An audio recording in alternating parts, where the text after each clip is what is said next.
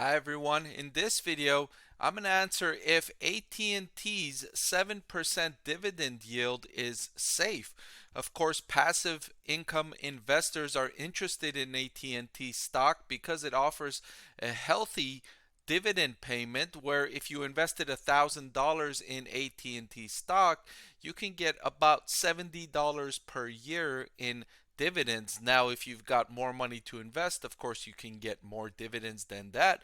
But a 7% yield is attractive to dividend investors because if you compare it to a government bond yield, a 10-year government bond right now is offering you about 3.5% to 3.75% yield. So AT&T stock offers passive income investors a yield nearly double that of government bonds. Of course, AT&T stock is more risky than investing in a government bond, but if you're getting twice the yield, then it might make the risk worthwhile. So let's look at some of the metrics that I consider when I'm looking at if a dividend yield is sustainable or if it is safe. All right. So one of the first things I will look at is the dividend payout ratio. This measures the percentage of dividends a company pays compared to its earnings per share. Because if a company is paying more in dividends than it is bringing in earnings per share, that dividend could be unsustainable. It's kind of like a household that earns $1,000 per month but spends $1,500 per month. That's unsustainable, right? You cannot spend more than you earn.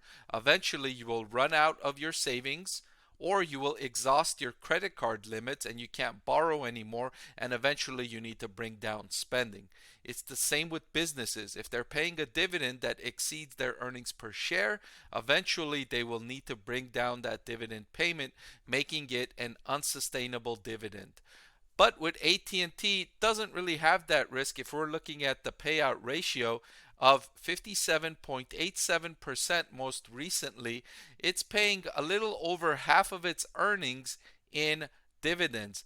That means that even if the company was to experience a slight to moderate decrease in earnings per share, it would still have a dividend payout that is less than its earnings. So that's good news for dividend stock investors, for passive income investors. AT&T's dividend yield is not so much in relation to its earnings per share. Another metric I like to look at is the actual earnings per share over the recent years, right? I want to see where earnings per share has been going. Is it in a peak where it's at unsustainably high levels, or is it in a trough where it had a really bad year that's expected to bounce back? And I want to look at what the average earnings per share was over the last decade or so. So here's what I've got pulled up on this chart is AT&T's earnings per share for the last trailing 12 months going back before 2014, and we could see a lot of fluctuation here, going up above $4 per share right after 2018 and going negative in the moments right after the onset of the pandemic.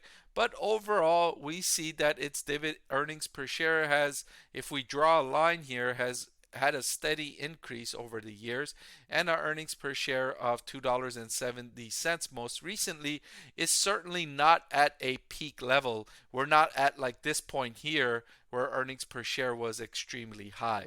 So nothing alarming to look at from the earnings per share standpoint, which is good news for dividend investors interested in AT&T stock. And finally, I look at revenue growth over the 10 years or as long as I can go back. And what I'm looking for here is, at the very least, relatively stable revenue. I don't need to see high growth from dividend paying stocks, especially if they're paying a very high yield like AT&T is. I just like to see at least revenue that's stable on the top line and is not crashing down. And that's not the case with AT&T. If we go back before 2014, it's steadily rising.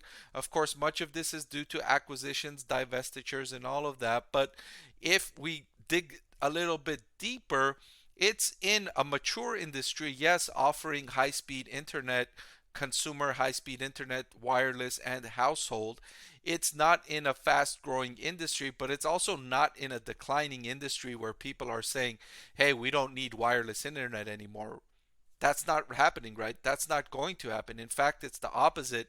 People are upgrading their speeds of internet, realizing how necessary high speed internet is to their daily lives.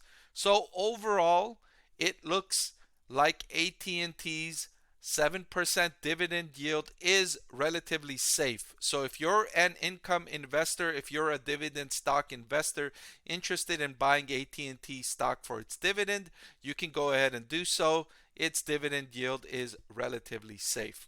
All right, so that's all I've got for this video. Thank you for watching, and I'll see you next time. I want to thank the Motley Fool for sponsoring this video. The Motley Fool is a company that provides investing insight and stock recommendations for investors of all skill set and risk levels. So I'm proud to partner with the Motley Fool to bring you 10 stock picks from their popular product, Stock Advisor. Stock Advisor has beaten the market by more than 3 times. Go to fool.com/Parkev to get your 10 stock picks now.